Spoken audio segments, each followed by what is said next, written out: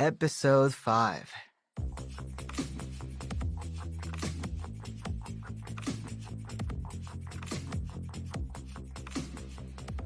If you made it to this episode, thank you for being even interested in the stories I had to tell.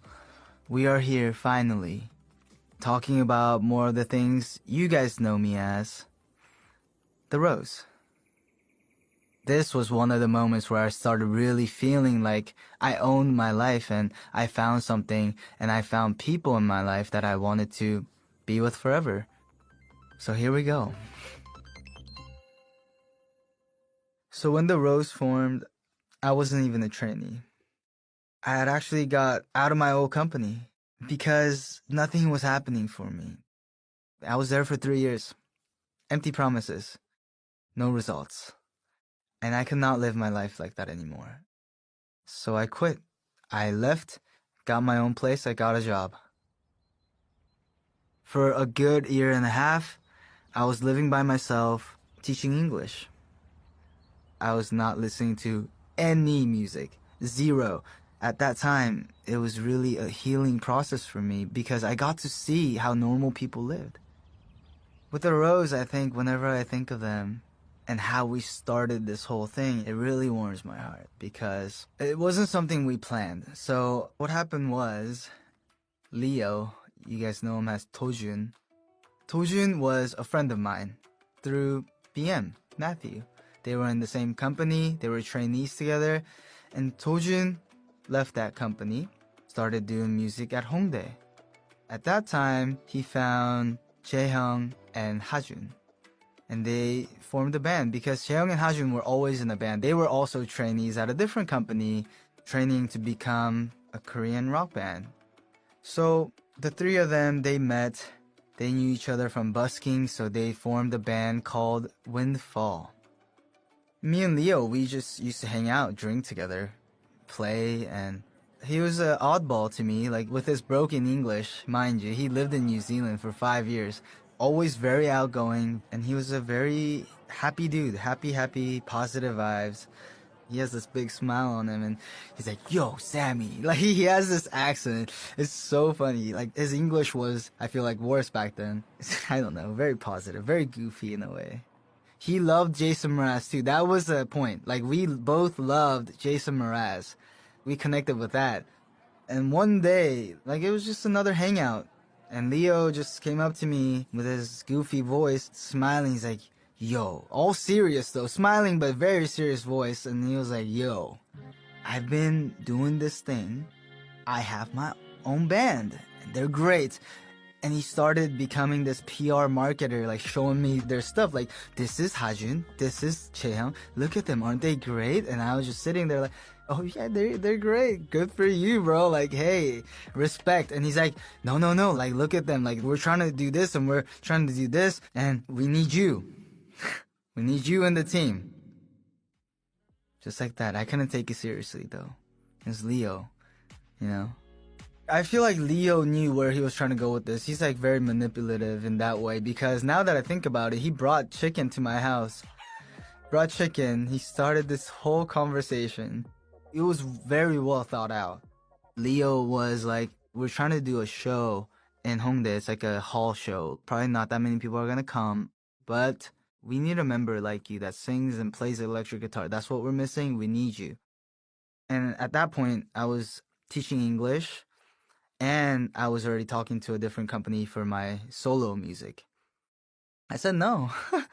I told Leo, I was like, "That's not in my plan right now. I have my plans. Like, I want to be a solo artist. I've tried the whole team thing back in my old company. I want to be responsible for myself and myself only." I was very selfish because I was just taking care of myself. I was fending for myself. I had to be selfish. And that's when I think he went to plan B. He's like, no, like, just come to practice one time. See how it is. And he presented me like, we just need help as friends. Bring your electric guitar and we'll just jam out and then see how it is. And you can maybe help us with the show for one show. So I was like, okay, I mean, if you guys are like asking for a favor, I'm down. I'll help you guys out. Whatever it is, like, don't expect too much. I haven't played my electric guitar in so long. And I know it's all cool. So I agreed to help them out just as friends, no long term, just for this show. So then Leo invited me to meet Hajun and Chaeyoung. My first impression of Chaeyoung and Hajun was very genuine, very nice. Like literally, I think I'm the worst out of the four of us. Leo, very nice, positive guy. Chaeyoung and Hajun, Jeff is Chaeyoung, Hajun is Dylan. Jeff and Dylan, they were so pure.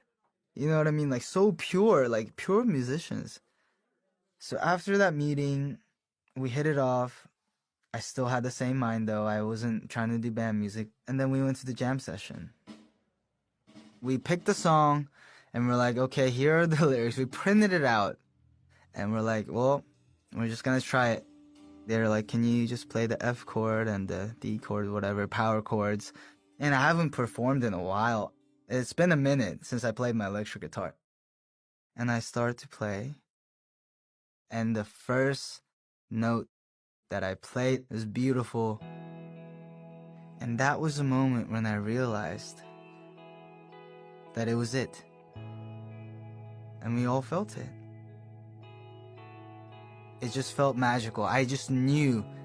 We all just knew at that point this was something we were gonna do forever together.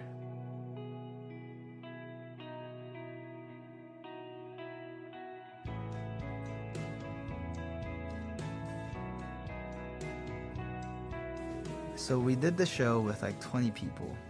Half of them were like our friends. You know what I mean? And like we only had a week and a half to prepare for this. We didn't even have that much time. We didn't have our own songs. So we had to write songs because we can't just do cover songs. If we're trying to be a band, we can't just not have our own songs. So we write a song called Photographer.